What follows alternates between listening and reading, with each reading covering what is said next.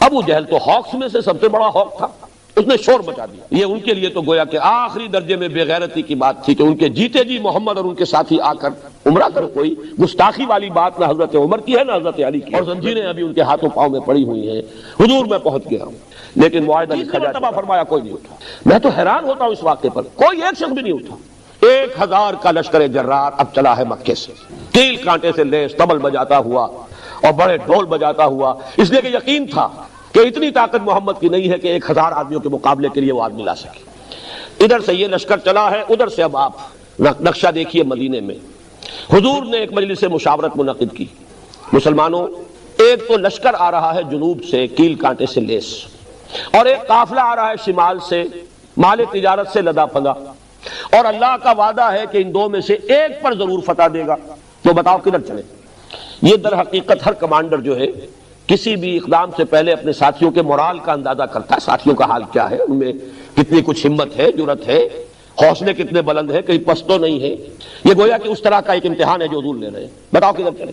کچھ لوگوں نے کہا، یہ سورہ انفال کے شروع میں یہ سارا واقعہ بیان ہے، کچھ نے کہا چلیے جی حضور قافلے پر حملہ کریں، آدمی تھوڑے سے ہے 30 یا 50، ان پر ہم جلدی سے فتح حاصل کر لیں گے، اور ہمارے پاس تو ہتھیار بھی نہیں ہے، ہتھیار مل جائیں گے، مال غنیمت بہت سا مل جائے گا۔ بڑے دلائل کے انبار لگا دیے انہوں نے کہ چلنا چاہیے قافلے کی طرف، لشکر کی طرف نہیں۔ اب اللہ کی منشا کچھ اور ہے، اللہ کے رسول کی منشا کچھ اور ہے، وہ تو یہ ہے کہ لشکر کا مقابلہ کیا جائے، یوم الفرقان بنا دیا جائے، کفر کی قبر توڑ دی جائے۔ تو حضور منتظر ہیں، اس پر کھڑے ہوئے حضرت مقداد ابن اسود رضی اللہ تعالی عنہ، انہوں نے تاریخی خطبہ دیا کہ اے اللہ کے رسول ہمیں موسیٰ کے ساتھیوں پر قیاس نہ کیجئے، جنہوں نے یہ کہہ دیا تھا فَاذْهَبْ أَنْتَ وَرَبُّكَ فَقَاتِلَا إِنَّا هَاهُنَا قَاعِدُونَ۔ ہم موسیٰ کے ساتھی نہیں، محمد کے صحابی ہیں صلی اللہ علیہ وسلم رضی اللہ تعالی عنہ اجمعین۔ جو آپ کا ارادہ ہو بسم اللہ کیجئے، کیا عجب کہ آپ کے ذریعے ہمارے ذریعے سے اللہ آپ کو آنکھوں کی ٹھنڈک عطا فرمائے۔ حضور پھر بھی کچھ منتظر سے ہیں۔ حضرت ابو بکر کھڑے ہوئے، انہوں نے تقریر کی، حضور نے کوئی توجہ نہیں فرمائی۔ حضرت عمر نے کھڑے ہو کر تقریر کی، حضور نے توجہ نہیں فرمائی۔ اب خیال آیا حضرت سعد ابن عبادہ رضی اللہ تعالی عنہ جو رئیس انصار تھے، انہوں یہ خیال آ گیا کہ حضور کا روح سکون ہماری طرف ہے، اس لیے کہ پہلی 8 مہموں میں آپ نے کسی انصاری کو شامل نہیں کیا تھا، سب یہ مجاہدین گئے تھے، مہاجرین، اس لیے کہ جب وہ بیعت عقبہ ثانیہ ہوئی تھی تو طے یہ ہوا تھا اگر مدینے پر حملہ ہوگا تو ہم آپ کی حفاظت کریں گے جیسے اپنے اہل و عیال کی، اور یہاں مدینے پر ابھی حملہ نہیں ہوا ہے، حضور باہر نکل کر راستہ روکنا چاہ رہے ہیں، تو گویا کہ وہ جو معاہدہ تھا اس کے تحت تو حضور نہیں کہہ سکتے کہ تم چلو میرے ساتھ، اور حضور کو یہ معلوم ہے کہ صرف مہاجرین کی نفری اب کفایت نہیں کرے گی، 1000 کا لشکر آ رہا۔ تو حضرت سعد بن عبادہ نے کھڑے ہو کر کہا، عرض کیا کانک تعنینا یا رسول اللہ، اے اللہ کے رسول کچھ ایسے محسوس ہوتا ہے کہ آپ کا روح سکون ہماری طرف ہے، انصار کی طرف ہے، فإنا آمنا بک وصدقناک، تو یا رسول اللہ ہم آپ پر ایمان لائے ہیں، ہم نے آپ کی تصدیق کی ہے، اب ہمارے لیے کوئی آپشن نہیں ہے، اگر آپ ہمیں حکم دیں گے اپنی سواریاں سمندر میں ڈال دیں گے، اگر آپ ہمیں حکم دیں گے برق الغمام تک پہنچ جائیں گے، چاہے ہماری اونٹنیاں لاغر ہو جائیں، آپ بسم اللہ کر کے جو آپ کا حکم ہو، بھول جائیے بیعت عقبہ ثانیہ میں کیا طے ہوا تھا کیا نہیں ہوا تھا، اصل مسئلہ یہ ہے کہ ہم نے آپ کو اللہ کا رسول مانا ہے، ہم آپ پر ایمان لائے ہیں۔ اسی جملے میں ذرا تھوڑا سا کہوں گا کہ ہم بھی اپنے غریبانوں میں جھانکیں کہ ہم بھی اللہ کا رسول مانتے ہیں، رسول کو صلی اللہ علیہ وسلم، لیکن ہم نے ان کے تقاضوں کو کیا سمجھا۔ بہرحال حضور کا چہرہ جو ہے دمک اٹھا، پھر یہ جنگ کے لیے نکلے۔ یہ سن 2 ہجری کا رمضان مبارک ہے اور 17واں اس کا دن ہے، یہ مڈبھیڑ ہوئی اور یوم الفرقان قرار پایا۔ 313 صرف 2 گھوڑے، ذرا رسالہ تو دیکھیے، کیولری کنسسٹنگ آف 2 ہارسز، اور سب کے پاس تلواریں بھی نہیں، چند لوگوں کے پاس تلواریں ہیں، سامان ہے ہی نہیں، اور ادھر 1000 کا لشکر ہے اور پوری طرح کیل کانٹے سے لیس ہو کر آیا ہے۔ تو وہ تو یہ سمجھتے تھے کہ یقینی فتح ہے ہماری، جیسے 1965 میں بھارتی سمجھتے تھے کہ شام تک تو جیم خانہ کلب میں پہنچ کے وہاں تو ہم جشن منائیں گے، یقینی، لیکن اللہ تعالیٰ نے ان کے دلوں میں ایسا روب ڈالا ہے، چھٹک کر کھڑے رہ گئے کہ پتہ نہیں کیا وجہ ہے، ریزسٹنس نہیں ہے کہیں، کیا ہمیں کہیں گھیراؤ میں لیا جا رہا ہے، کیا ہو رہا ہے، یہی یقین تھا۔ اسی لیے یہ ابو جہل نے کہا تھا یہ یوم الفرقان ہوگا، یہ پتہ چل جائے گا کہ اللہ کس کے ساتھ ہے، جس کو فتح ہوئی اللہ اسی کے ساتھ ہے، کیونکہ اسے یقین تھا کہ فتح میری ہوگی۔ اس کا بھی ایک واقعہ میں آپ کو سنا دوں، بہت دلچسپ بھی ہے۔ ایک رات پہلے وہ ڈوز جو تھے انہوں نے پھر کوشش کی کہ جنگ نہ ہو، ٹل جائے گی جنگ۔ حضرت حکیم ابن حزام بعد میں ایمان بھی لے آئے ہیں، اور یہی وہ صحابی ہیں جو شیب بنی ہاشم میں بھی حضور کو کچھ نہ کچھ کھانے پینے کی چیزیں پہنچایا کرتے تھے رات کو پہاڑ سے اتر کر۔ وہ آئے حکیم ابن حزام عتبہ ابن ربیعہ کے پاس، دیکھو تم بڑے سردار ہو. ابو سفیان اپنا قافلہ لے کر بچ کر نکل گئے ہیں اور ہم آئے تھے اپنے قافلے کی حفاظت کے لیے. قافلہ ہمارا بچ کر نکل گیا. اب جنگ کی کیا ضرورت ہے؟ جنگ کو روکو. اور تم کر سکتے ہو، جو ایک کرشی مارا گیا مسلمانوں کے ہاتھوں اس کا خون بہا تم ادا کر دو اپنی جیب سے اور جنگ کو روک لو. عتبہ نے کہا میرے اپنے دل کی بات کہی آپ نے، میں بھی نہیں چاہتا کہ جنگ ہو، اس لیے کہ ادھر بھی تو کرشی ہے محمد کے ساتھ. مہاجرین تو ساری قریش میں سے تھے نا، گویا کہ ہم تو ایک دوسرے کے بھائی بند ہیں. چچا ادھر ہے، بھتیجا ادھر ہے، ماموں ادھر ہے، بھانجا ادھر ہے، ایک بھائی ادھر ہے ایک بھائی ادھر ہے، تو جنگ رکنی چاہیے. یہ دونوں مل کر آئے ابو جہل کے پاس. ابو جہل تو ہاکس میں سے سب سے بڑا ہاک تھا، اس نے شور مچا دیا. عمرو ابن عبداللہ حضرمی کے بھائی کو بلایا کہ دیکھو تمہارے بھائی کا جو قصاص ہے وہ سامنے آیا ہوا بھی جا رہا ہے، یہ جنگ سے انکار کر رہے ہیں. اس نے کپڑے پھاڑے، شور مچایا جو عربوں کا ایک خاص انداز ہے. واہ عمرا، ہائے میرا بھائی عمرو، اور اس کے خون بہا کا اور اس کا جو ہے قصاص لینے سے یہ لوگ رک رہے ہیں. اور ایک تانا دیا ابو جہل نے عتبہ ابن ربیعہ کو، اس لیے کہ عتبہ کے بڑے بیٹے صاحبزادے حضرت حذیفہ وہ ایمان لا چکے تھے، وہ حضور کے ساتھ تھے. اس نے کہا معلوم ہوتا ہے بیٹے کو سامنے دیکھ کر تمہارے اندر بزدلی پیدا ہو گئی. اب عرب کا مزاج ہے، یہ تانا وہ برداشت نہیں کر سکتا تھا. انہوں نے کہا کل پتہ چل جائے گا بزدل کون ہے. بہرحال اگلی صبح سب سے پہلے عتبہ ہی نکلا ہے میدان میں. میں اس لیے افسوس کے ساتھ کہہ رہا ہوں کہ وہ ان میں نسبتاً شریف النفس انسان تھا. آخری وقت تک کوشش کی اس نے کہ جنگ نہ ہو، لیکن تانا ایسا تھا ابو جہل کا کہ اگلی صبح خود اپنے بھائی شیبہ کو لے کر، اپنے بیٹے ولید کو لے کر، ایک طرف بھائی شیبہ بن ربیعہ، ایک طرف ولید بن عتبہ، 3 آدمی نکلے ہیں مبارزت کے لیے کہ مسلمانوں بھیجو ہمارے مقابلے کے لیے کوئی. ادھر سے 3 انصاری نکلے. اب یہ بھی دیکھیے عرب کا مزاج. انہوں نے پوچھا کون ہو تم؟ من القوم. انہوں نے اپنا تعارف کرایا، کہا نہیں ہم تم سے لڑنے نہیں آئے، تم یہاں چرواہے لوگ ہو، کاشتکار لوگ ہو، تم ہمارے برابر کے نہیں ہو، ہمارے قرشی بھیجو ہمارے مقابلے کے لیے. حضرت حذیفہ نکلنے لگے تھے باپ کے مقابلے کے لیے، حضور نے روک دیا نہیں. پھر حضرت حمزہ، حضرت علی اور ایک اور تیسرے صحابی، یہ 3 نکلے. حضرت حمزہ نے واصل جہنم کیا عتبہ کو، حضرت علی نے ولید کو بھی، شیبہ کو بھی. البتہ تیسرے جو صحابی تھے حارث غالباً نام ہے ان کا، حارث ابن طالب، وہ پھر زخمی ہو گئے اور ان کا انتقال بعد میں ہوا ہے. ٹانگ کٹ گئی تھی، وار لگا تھا، وہ واپس جاتے ہوئے. لیکن بہرحال اللہ تعالیٰ نے فتح دی، اور فتح بھی اس شان کے ساتھ کہ 70 سردار مارے گئے. یوم الفرقان بنا دیا اللہ نے اس کو. 70 قیدی ہو گئے. یہاں سے یوں سمجھ لیجئے کہ آرمڈ کانفلکٹ شروع ہو گیا. 6th and final phase of the revolutionary struggle of محمد صلی اللہ علیہ وسلم. اس کے بعد اگلے سال غزوہ احد ہوا. اس میں کچھ وقتی طور پر مسلمانوں کے نظم کی خلاف ورزی کی وجہ سے شکست ہوئی. 1000 کا لشکر لے کر حضور نکلے تھے مدینے سے، 300 واپس چلے گئے منافقین عبداللہ ابن ابی کی سرکردگی میں. 700 کا مقابلہ 4000 سے تھا. لیکن یہ کہ حضور نے ایک درہ دیکھ لیا تھا، پیچھے تھا درہ، اگر اس پر طرف سے حملہ ہو گیا تو گویا کہ ہم 2 طرف سے درجے میں آ جائیں گے. وہاں 50 تیر اندازوں کو مقرر کر دیا حضرت عبداللہ ابن جبیر رضی اللہ تعالیٰ عنہ کی سرکردگی میں. فرمایا دیکھو چاہے ہم سب قتل ہو جائیں، چاہے تم اپنی آنکھوں سے دیکھو کہ پرندے ہمارا گوشت نوچ نوچ کر کھا رہے ہیں، تب بھی تم یہاں سے مت ہٹنا. جنگ ہوئی، مسلمانوں کو فتح ہو گئی. وہ 4000 کا لشکر جو ہے 3000 کا بھاگ نکلا. اب مسلمان کا تعاقب کر رہے ہیں. وہاں جو کھڑے ہوئے تھے وہ 50 تیر انداز، ان میں ایک اختلاف ہو گیا. انہوں نے کہا حضور نے تو شکست کی حالت میں کہا تھا، اب تو فتح ہو چکی، لہذا کوئی ضرورت نہیں کہ ہم کھڑے رہے. لیکن یہ کہ ان کے جو کمانڈر تھے حضرت عبداللہ ابن جبیر، وہ کہتے رہ گئے کہ یاد کرو حضور کے قول کو، مت ہلو یہاں سے. لیکن ان کی حکم عدولی کر کے 35 وہاں سے تیر انداز جو ہے جگہ چھوڑ کر چلے گئے. 15 رہ گئے. خالد ابن ولید تھے اس میں، وہ جو ان کی کیولری تھی 200 ہارسز کی، 200 horses strong cavalry under the command of Khalid ibn ولید.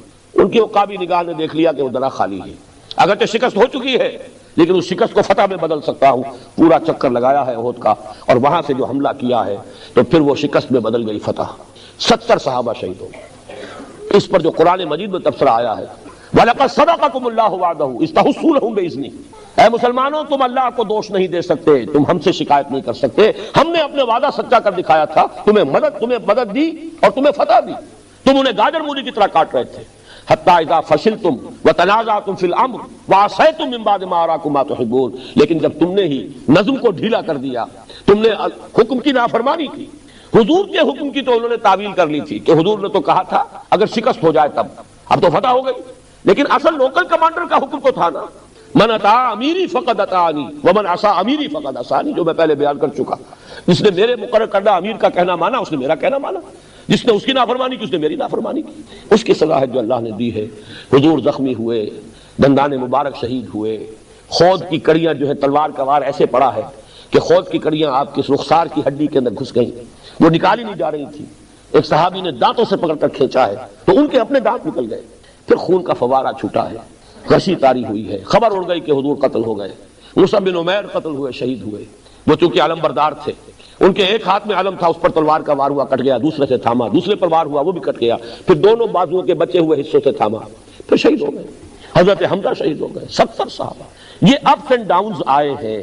بدر میں 70 ان کے مارے گئے، احد میں 70 صحابہ شہید ہو گئے۔ لیکن یہ کہ بہرحال پھر غزوہ احزاب اب تفصیل میں بیان نہیں کر سکتا، 6 سال تک یہ اپس اینڈ ڈاؤنز چلے، بالآخر اللہ نے فتح دی۔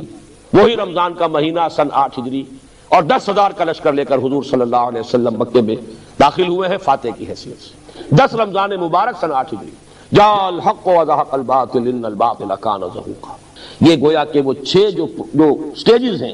ایک اس میں درمیانی بات ہے جو میں چاہتا ہوں کہ ذرا آپ نوٹ کر لیں۔ درمیان میں ایک پوز آیا ہے ان 6 سالوں میں صلح حدیبیہ کا۔ حضور صلی اللہ علیہ وسلم نے خواب دیکھا کہ ہم عمرہ کر رہے ہیں، غزوہ احزاب کے بعد کی بات ہے، تو نبی کا تو خواب بھی وہی ہے۔ حضور نے فرمایا مسلمانوں تیاری کرو، ہم عمرے کے لیے چلیں گے۔ 1400 یا 1800 صحابہ آپ کے ساتھ ہیں، احرام باندھا ہوا ہے اور تلواریں جو ہے نیام کے اندر ہیں، اور عمرے کے لیے جا رہے ہیں۔ قریش کو پتہ چلا، یہ ان کے لیے تو گویا کہ آخری درجے میں بے غیرتی کی بات تھی کہ ان کے جیتے جی محمد اور ان کے ساتھی آ کر عمرہ کر ڈٹ گئے، مرنے مارنے پر تل گئے، بڑا جوش و خروش۔ حضرت عثمان کو بھیجا کہ کوئی مصالحت کی بات ہو، انہیں روک لیا وہیں، خبر اڑ گئی کہ حضرت عثمان شہید کر دیے گئے۔ تب حضور نے وہ بیعت لی، بیعت رضوان، جس کا قرآن مجید میں ذکر ہے۔ اللہ تعالیٰ راضی ہو گیا، لقد رضی اللہ عن المؤمنین اذ یبایعونک تحت الشجرہ۔ یہ بیعت حضور نے لی تھی، بیعت علی الموت، ہم سب یہاں مر جائیں گے، کوئی واپس نہیں جائے گا، اور بیعت علی لا نفر، بیعت کی تھی کہ یہاں سے بھاگنا نہیں ہے، اب یہیں جانے دینی ہے۔ لیکن یہ کہ مکے والوں کو بھی کچھ لوگوں نے، سمجھدار لوگوں نے سمجھا دیا کہ محمد اور ان کے ساتھی بھی آخری درجے میں تلے ہوئے ہیں، یہ بیعت ہو چکی ہے۔ جیسے آج کل ہوتے ہیں وہ سوسائڈ سکواڈز، گویا کہ طے کر لیا جائے کہ اب تو جانیں دے دینی ہے، قدم پیچھے نہیں ہٹانا، دشمن کو وار کاری لگا دینا ہے، چاہے اپنی جان رہے یا نہ رہے۔ گویا کہ اس انداز کی بات سمجھیے جدید اصطلاح میں کہ یہ بیعت اس لیے اتنی اللہ کو پسند آئی ہے کہ اللہ تعالیٰ نے اس کے اوپر اپنی رضامندی کا اعلان قرآن مجید میں کیا ہے۔ اس پر پھر قریش نے بھیجا ہے سہیل بن عمرو، یہ ایک بہت ہی جہاں دیدہ تجربے کار سردار، بعد میں یہ بھی ایمان لے آئے ہیں، لیکن اس وقت یہ قریش کی طرف سے نیگوشیٹر کی حیثیت سے آئے، اور انہوں نے آ کر پھر جو صلح کی شرائط ہوئی ہیں اس میں پھر وہ اعتراض کیا۔ حضور صلی اللہ علیہ وسلم نے جب لکھوانا شروع کیا تو حضور نے کہا، حضرت علی لکھ رہے تھے کاتب کی حیثیت سے، کہ لکھو یہ وہ معاہدہ ہے جو محمد الرسول اللہ اور قریش کے مابین طے پایا۔ سہیل نے فوراً روک دیا، نہیں، یہ تو معاہدہ ہے جس پر سب کے دستخط ہوں گے، ہمارے بھی ہوں گے، تمہارے بھی ہوں گے، اور اوپر لکھا ہوا محمد الرسول اللہ، اس کا مطلب ہے ہم نے مان لیا اللہ کا رسول۔ اگر ہم اللہ کا رسول مان لیں تو جھگڑا کائے گا، پھر ہم تو نہیں مانتے، یہاں لکھا جائے گا محمد ابن عبداللہ۔ حضور مسکرائے، فرمایا تم مانو یا نہ مانو میں اللہ کا رسول ہوں۔ لیکن حضرت علی سے آپ نے فرمایا کہ علی ذرا یہ مٹا دو، حرف رسول اللہ والے الفاظ ہٹا دو، ابن عبداللہ لکھ دو۔ حضرت علی نے عرض کیا، حضور میں اپنے ہاتھ سے نہیں مٹا سکتا۔ بہرحال حضور نے پھر خود مٹایا۔ اس کے بعد صلح جو تھی بڑی ان ایکول تھی، یعنی یہ بھی اس میں طے کیا گیا کہ اگر کوئی مکے سے مسلمان آیا مدینے تو اسے واپس کرنا ہوگا، اور کوئی مدینے سے اگر مرتد ہو کر واپس مکے آتا ہے تو مکے والے واپس نہیں کریں گے۔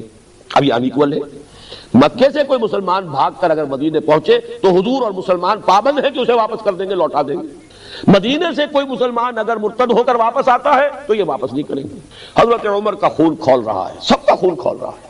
حضرت عمر سے ضبط نہیں ہو سکا، انہوں نے آ کر حضور سے کہا کہ کیا ہم حق پر نہیں ہیں؟ کیا آپ اللہ کے رسول نہیں ہیں؟ آپ نے فرمایا میں حق پر ہوں، میں اللہ کا رسول ہوں، تو پھر یہ ہم دب کر صلح کیوں کر رہے ہیں؟ حضور نے مسکرا کر فرمایا میں وہی کر رہا ہوں جس کا مجھے اللہ نے حکم دیا ہے۔ حضرت عمر کا غصہ اب بھی نہیں تھما، گئے حضرت ابو بکر کے پاس، کیا ہم حق پر نہیں ہیں؟ کیا ہم اللہ کے، کیا محمد صلی اللہ علیہ وسلم اللہ کے رسول نہیں؟ یہ یقیناً حق پر ہے، اللہ کے رسول، تو یہ ہم کیا کر رہے ہیں؟ انہوں نے بھی کہا وہ اللہ کے رسول ہے، وہی کچھ کر رہے ہیں جس کا انہیں حکم ہو رہا ہے۔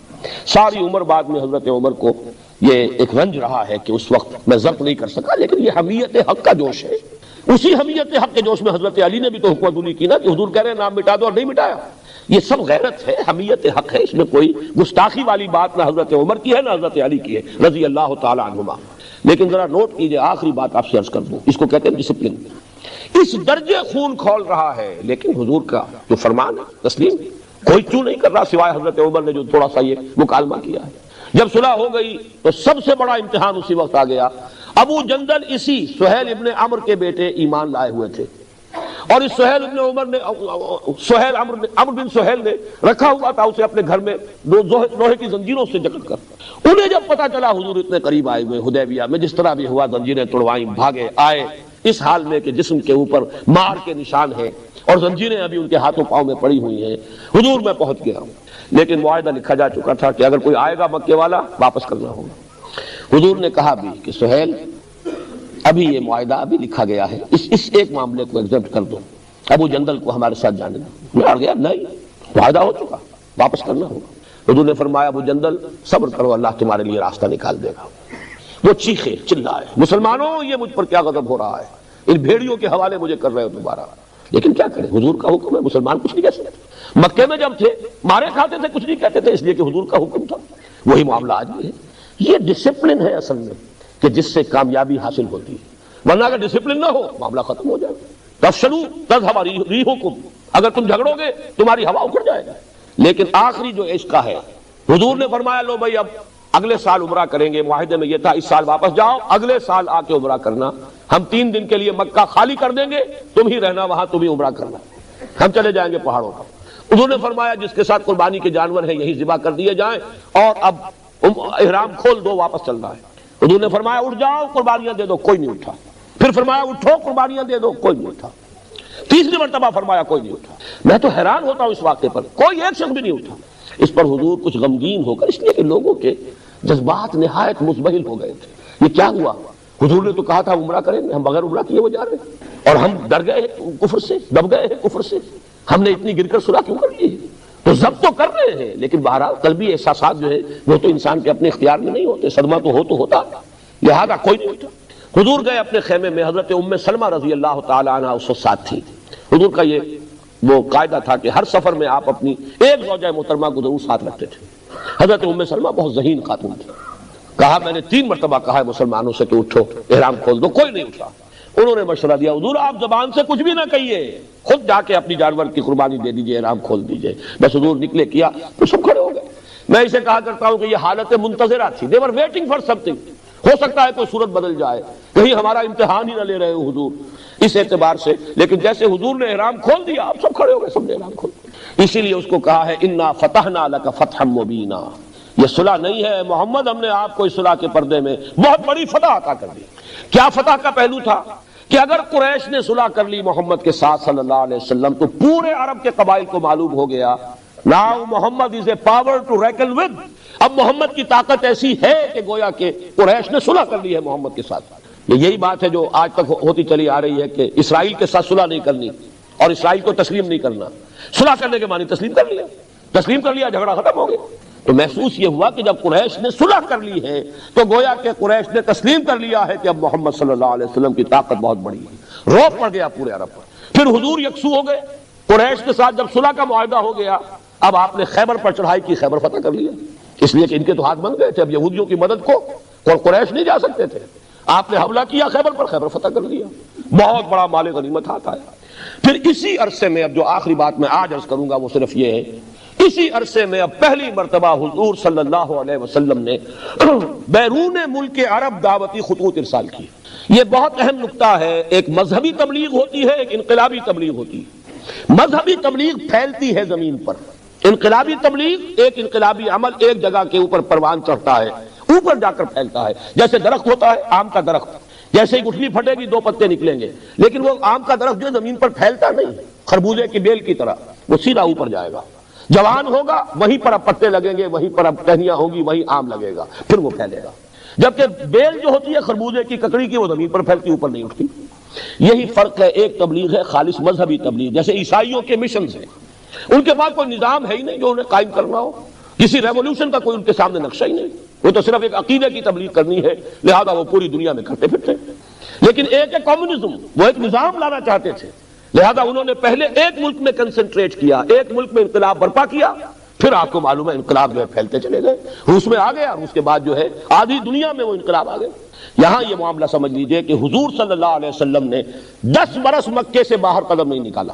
مکے سے باہر پہلے 10 سال آپ جاتے تھے، صرف عکاس کا میلہ ہے، وہ بازار لگے ہوئے ہیں، بازاروں میں میلوں میں تبلیغ کے لیے، ورنہ کسی دوسرے شہر بھی آپ تبلیغ کے لیے نہیں گئے۔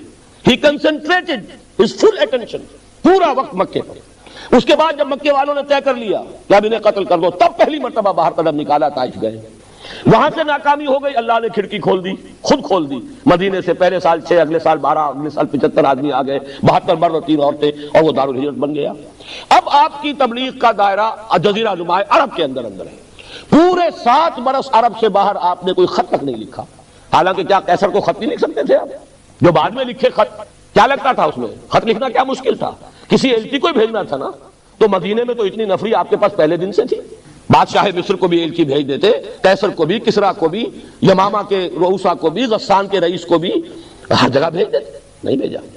ہاں جب اندرون ملک عرب انقلاب کی تکمیل ہو گئی اس درجے میں کہ قریش نے ریکگنائز کر لیا حضور کو، اور صلح مبین جس کو کہا گیا ہے، فتح مبین، انا فتحنا لک فتحا مبینا، اب آپ نے خطوط لکھے۔ گویا کہ اندرون ملک عرب ایک طرح سے کام اب تکمیل کو پہنچ رہا ہے، کیونکہ سن 7 کے بعد سن 8 میں مکہ فتح ہو گیا، اسی سال حنین کی فتح ہوئی، اور اس کے بعد عرب میں کوئی طاقت نہیں تھی جو حضور کے مقابلے میں آتی۔ لہذا اذا جاء نصر اللہ والفتح ورأیت الناس يدخلون فی دین اللہ افواجا، پورے عرب میں اللہ کا دین غالب ہو گیا۔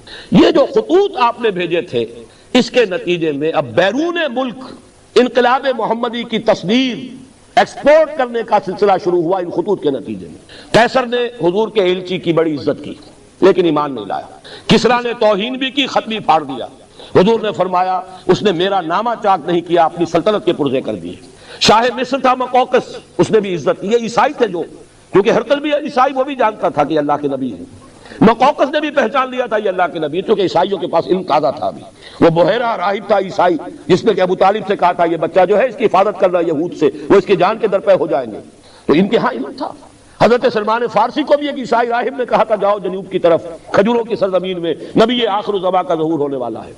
تو مقوقس نے بھی یہ کیا، ہدیے بھی بھیجے۔ آپ کو معلوم ہے ماریہ قبطیہ جو حضور کی حرم ہے، جن کے بطن سے حضرت ابراہیم کی ولادت ہوئی ہے، وہ انہی کی طرف سے بھیجی ہوئی تھی، اور وہ براق جو ہے، وہ جو دلدل جو آپ کا جو تھا، وہ بھی وہاں سے آیا ہوا تھا۔ بہرحال لیکن ایک غسانی جو رئیس تھا تو عرب شام کے علاقے کا، اس نے حضور کے ایلچی کو شہید کر دیا۔ یہ گویا کہ انقلاب کے آگے بڑھنے کے لیے اللہ نے راستہ کھول دیا۔ حضور نے انتقام کے لیے فوج بھیجی، غزوہ موتا ہوا، لیکن موتا کی جنگ جو ہے وہ اس اعتبار سے بڑی انیکول تھی، 3000 گئے تھے ادھر سے، وہاں سے 1 لاکھ مقابلے پر آ گئے۔ حضرت زید بن حارثہ شہید ہو گئے، حضرت جعفر طیار شہید ہو گئے، حضرت عبداللہ ابن رواحہ شہید ہو گئے، پھر حضرت خالد بن ولید نے کمان ہاتھ میں لی ہے اور اپنی حسن تدبیر سے اس لشکر کو بچا کر نکال کر لے آئے۔ پھر حضور نے آخری سفر کیا اپنی حیات طیبہ کا، غزوہ تبوک، 30,000 صحابہ کو لے کر آپ نے مارچ کیا ہے شام کی طرف، اور آپ 15 دن مقیم رہے ہیں تبوک میں، بلکہ شاید زیادہ 15 سے۔ لیکن یہ کہ ہرقل لاکھوں کی فوج لے کر موجود تھا شام کے علاقے میں، سامنے نہیں آیا، وہ پہچان چکا تھا یہ اللہ کے نبی ہے۔ حضور آگے نہیں بڑھے، وہاں قیام فرما کر آس پاس کے قبائل کے ساتھ صلح کر کے اور ان کو حلیف بنا کر واپس آ گئے۔ یہ ہے سن 9 کا واقعہ، اور آپ کو معلوم ہے سن 10 میں پھر آپ نے اپنا حجۃ الوداع آخری حج کی۔ بلکہ یہ بھی نوٹ کر لیجئے، یہ بھی ہماری جو ویلیوز ہیں ان سے بڑی مختلف بات ہے۔ ظاہر بات ہے کہ سن 7 سے پہلے تو حضور حج کر ہی نہیں سکتے تھے، مکے میں تو کرتے ہی ہوں، لیکن ہجرت کے بعد تو ظاہر بات ہے امکان ہی نہیں تھا، وہاں پر تسلط تھا کفار کا۔ لیکن سن 7 میں آپ نے عمرہ کیا ہے، عمرہ قضا۔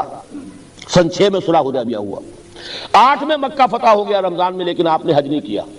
سن 9 میں بھی آپ نے حج نہیں کیا، حضرت ابو بکر کی عمارت میں قافلہ حج بھیج دیا۔ اور ہم یہ سمجھتے ہیں کہ بس ہر سال حج کرنا ہی سب سے بڑی عبادت ہے، دین کو قائم کرنے کی جد و جہد ہے نہیں، لگے ہوئے دنیا ہی کمانے میں، حلال سے حرام سے، بس ہر سال حج کر لیا تو گویا کہ ساری حرام خوری جو ہے وہ پاک ہو جائے گی۔ اس ذریعے سے ہمارے تصورات یہ ہیں۔ حضور کی ساری توجہ ہے اس اپنے مشن پر، دین کو غالب کرنے کی جد و جہد، ورنہ حضور سے زیادہ کس کو خواہش ہوگی حج کرنے کی؟ سن 8 میں حج نہیں کیا، سن 9 میں حج نہیں کیا، سن 10 میں کیا۔ سن 10 میں جب حج کیا ہے آپ نے تو اپنا وہ خطبہ دیا۔ اے مسلمانوں، یہ بڑا تاریخی خطبہ ہے حجۃ الوداع کا۔ بنیادی جو امور تھے اپنی دعوت کے وہ پھر اثر نو واضح کیے۔ آخر میں ایک سوال کیا، الا هل بلغت، لوگوں میں نے پہنچا دیا یا نہیں؟ اور یہ حیرت انگیز واقعہ ہے کہ حضور کے ایک سوال کے جواب میں صحابہ نے 3 باتیں کہی.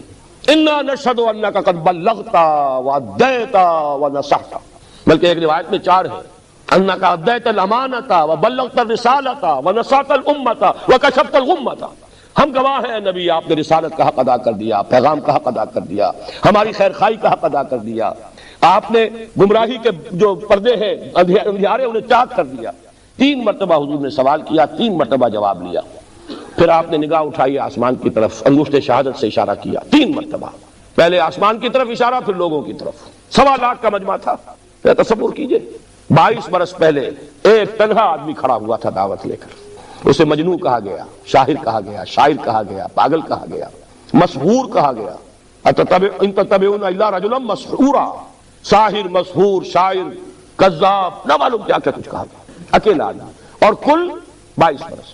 22 برس بھی کون سے؟ قمری، جو ہمارے 21 بنے. اور انقلاب عظیم، 1.25 لاکھ کا مجمع سامنے ہے، خطبہ دے رہے ہیں. الا هل بلغت انا نشهد انك قد بلغت الرسالۃ وادیت الامانۃ ونصحت الامۃ وکشفت الغمۃ. اب آپ فرماتے ہیں اللہم اشہد، اللہم اشہد، اللہم اشہد. اے اللہ تو بھی گواہ رہے. اس کو میں کہا کرتا ہوں سائی آف ریلیف، وہ بار گراں جو میرے کندھے پر آیا تھا. اے اللہ گواہ رہے، یہ مان رہے ہیں میں نے پہنچا دیا، میرا فرض منصبی ادا ہو گیا. یہی گواہی اللہ تعالیٰ کے رسول قیامت کے دن دیں گے. فَكَيْفَ إِذَا جِئْنَا مِن كُلِّ أُمَّةٍ بِشَهِيدٍ وَجِئْنَا بِكَ عَلَىٰ هَٰؤُلَاءِ شَهِيدًا. ہر امت کا رسول کھڑا ہوگا، پہلے ٹیسٹیفائی کرے گا پروزیکیوشن وٹنس کی حیثیت سے. اے اللہ تیرا دین جو مجھ تک آیا تھا میں نے پہنچا دیا تھا. Now they are responsible, they are accountable. وہ جواب دے. یہ نہیں کہہ سکتے کہ میں نے تیرا پیغام پہنچایا نہیں. وہ گواہی آپ لے کر گئے اس دنیا میں. الا هل بلغت انا نشهد انك قد بلغت الرسالۃ وادیت الامانۃ ونصحت الامۃ وکشفت الغمۃ. اللہم اشہد، اللہم اشہد، اللہم اشہد. اے اللہ تو بھی گواہ رہے. اور پھر فرمایا فَلْيُبَلِّغِ الشَّاهِدُ الْغَائِبَ. اب یہ بوجھ میرے کندھے سے اتر کر تمہارے کندھوں پر آ گیا ہے. اب تمہیں پہنچانا ہے. جو یہاں ہے ان کے ذمہ ہے پہنچانا ان کو جو یہاں نہیں. جو یہاں نہیں ہے میں وہ پوری نوع انسانی بھی شامل تھی جو اس وقت دنیا میں موجود تھی، اور وہ پوری نسل انسانی بھی ہے جو قیامت تک دنیا میں آئے گی. اس لیے کہ وہ آیت میں آج بھی آپ کو سنا چکا، مَا أَرْسَلْنَاكَ إِلَّا كَافَّةً لِلنَّاسِ بَشِيرًا وَنَذِيرًا. ہم نے تو آپ کو بھیجا ہے پوری نوع انسانی کے لیے. تو ابھی وقت فرصت ہے کہاں، کام ابھی باقی ہے. ابھی تو ایک ملک ہے جس پر اللہ کے دین کا جھنڈا لہرا رہا ہے. دین کا غلبہ ہوا صرف جزیرہ نما عرب پر. ابھی تو تمہارے لیے بہت محنت اور مشقت کا میدان ہے. اب یہ بوجھ میرے کندھے سے اتر کر تمہارے کندھے پر آ گیا ہے. اور یہی نقطہ ہے اس میں، قدم قدم پر معجزہ ہو سکتا تھا حضور کے لیے، لیکن آئندہ امت کے لیے معجزے کیسے ہوتے؟ معجزے تو نبی کے لیے ہے، رسول کے لیے ہے. جبکہ امت کے ذمہ یہ آنا تھا کام کہ بقیہ پوری نوع انسانی تک، پورے عالم انسانی تک دین کی تبلیغ اور دین کو قائم کرنا تمہاری ذمہ داری ہے. یہ مشن امت کے حوالے کر کے غزوہ یہ حجۃ الوداع کے شاید 3 مہینے بلکہ 3 مہینے سے کم ہے عرصہ جو حضور اس دنیا میں رہے ہیں. پھر آپ کا وہ مرض وفات ہوا ہے، اور اسی میں پھر وہ کیفیت کہ آپ کے الفاظ آخری جو زبان مبارک پر تھے اللہم فی الرفیق الاعلی. اس کا پس منظر یہ ہے کہ بعض احادیث سے معلوم ہوتا ہے کہ انبیاء اور رسول کو اللہ تعالیٰ کی طرف سے آپشن ہوتا ہے. آپ کا کام پورا ہو گیا، آپ واپس آنا چاہیں تو ابھی آ جائیں، ابھی اور دنیا میں ٹھہرنا چاہیں تو اور ٹھہر لیں. یہ آپشن حضور کے سامنے بھی آیا. حضور نے پھر خطبہ بھی دیا تھا ایک روز مرض وفات میں. ذرا سی جب آپ کو تھوڑا سا ریلیف ہوا تھا، باہر آپ آئے، حضرت ابوبکر نماز پڑھا رہے تھے. انہوں نے پیچھے ہٹنا چاہا، حضور نے فرمایا نہیں تم ہی نماز پڑھاؤ. حضور ان کے برابر بیٹھ گئے. تو گویا کہ حضرت ابوبکر حضرت حضور کی اقتداء میں نماز پڑھ رہے تھے، اور بقیہ مسلمانوں کے لیے امام حضرت ابوبکر تھے. سلام پھیرنے کے بعد آپ نے فرمایا اللہ نے اپنے ایک بندے کو ایک آفر دی، ایک آپشن دی، اور تو بندے نے اللہ ہی کو پسند کر لیا. حضرت ابوبکر رو پڑے. باقی لوگ نہیں سمجھے کیوں رو رہے ہیں، لیکن حضرت ابوبکر سمجھ گئے تھے کہ یہ بات کیا کہی جا رہی. حضور اپنے انتقال کی خبر دے رہے. بہرحال آخری الفاظ بھی یہ تھے کہ اللہ بس میرا جو کام تھا وہ ہو گیا، میرے ذمہ جو فرض منصبی تھا ادا ہو گیا. جزیرہ نما عرب پر تیرے دین کا جھنڈا لہرا رہا ہے، تیرا دین غالب ہو گیا ہے، وہ نظام میں نے قائم کر دیا ہے. لیظہرہ علی الدین کلہ، اس کی تکمیل ہو گئی ہے. اب تو مزید یہاں رہنے کی کوئی آرزو نہیں. اللہم فی الرفیق الاعلی. اب تو رفیق اعلیٰ ہی کا قرب جو ہے وہ درکار ہے. اس سے آگے اب انشاءاللہ کل بات ہوگی امت نے اس کے بعد کیا کیا ہے. خلافت راشدہ کا دور، پھر ہمارا زوال، امت کی حیثیت سے ہماری تاریخ کے 4 ادوار جو گزر چکے، 5واں دور جس پر ہم اس وقت کھڑے ہیں. اس وقت دنیا میں مسلمانوں کا اور اسلام کا حال کیا ہے، خطرات اور اندیشے کیا ہیں، مشن ہمارے حوالے کیا ہے. اگر اس مشن کی تکمیل کے لیے کمر کسے تو اس کا طریقہ کار کیا ہے، اس پر انشاءاللہ کل گفتگو ہوگی۔ اقول قولی ھذا واستغفر اللہ لی ولکم ولسائر المسلمین والمسلمات۔ 2 منٹ تشریف رکھیں۔ محترم سامعین، ابھی تشریف رکھیں، بعد میں دعا پر اس مجلس کو اختتام پذیر ہوگا۔ چند اعلانات یہ ہیں کہ آج آپ نے محسوس کیا ہوگا کہ ڈاکٹر صاحب نے نبی علیہ السلام کی اس زندگی کے جو بھی مراحل ہیں ان کو بڑے اجمال کے ساتھ ہمارے سامنے رکھا ہے، لیکن یہ چیزیں الحمدللہ ریکارڈ کے اندر اور تفصیل کے ساتھ موجود ہیں۔ آپ حضرات میں سے جو لوگ بھی خواہش مند ہوں، اس کے وہ خطبات کسٹس کی شکل میں موجود ہیں، اور ایک ضخیم کتاب بھی جو سٹال پر باہر موجود ہے وہ آپ لے سکتے ہیں۔ کتاب کا نام بتا دیں۔ منہج انقلاب نبوی اس کتاب کا نام ہے۔ اس کے علاوہ یہ کہ کل کا موضوع آپ کے علم میں آ چکا، آپ حضرات کوشش کریں کہ وقت پر آئیں تاکہ ہم اس نشست کا وقت پر آغاز کریں اور تاخیر نہ ہو۔ دوسری یہ کہ شارجہ سے جو حضرات آتے ہیں ان کے لیے یہ ایک آسائش فراہم کی گئی ہے کہ جو مسجد خان صاحب ہے وہاں پر مسجد نماز عشاء کے فوراً بعد یعنی 8:10 پر وہاں سے ایک بس چلتی ہے، تو آپ حضرات اس کے ذریعے یہاں تشریف لا سکتے ہیں۔ اس کے علاوہ یہ کہ ڈاکٹر صاحب کی فکر جو مختلف رسائل و جرائد کی شکل میں ماہانہ اور ہفتہ وار شائع ہوتی رہتی ہے، اس کے بارے میں بھی آپ کو انفارمیشن باہر اسٹال سے مل سکتی ہے، اور جو لوگ دلچسپی رکھتے ہوں وہ اس کی ممبرشپ بھی لے سکتے ہیں۔ اس کے علاوہ یہ جیسا کہ کل بھی اعلان کیا گیا تھا کہ جو لوگ آپ سے خصوصی ملاقات چاہتے ہوں، نہیں کوئی نہیں، کل شام کو صرف میں کر دیتا ہوں۔ جہاں میں مقیم ہوں وہاں کل شام کو پھر عصر سے اور مغرب تک کے درمیان میں موجود رہوں گا۔ جو حضرات بھی تشریف لانا چاہیں ملاقات ہو سکتی ہے، صبح نہیں، بس اب دعا مانگ لیجیے۔